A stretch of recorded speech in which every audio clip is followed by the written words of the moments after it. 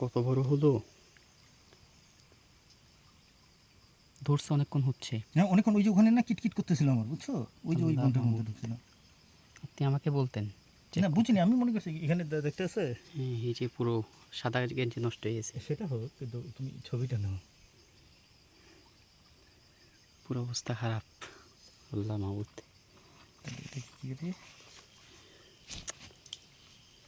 পানিতে, দেওয়া কি ঠিক হলো পানিতে? না পানি থেকে ও উঠে ও তো যাবে। উঠে যাবে, কিন্তু আরেকজন না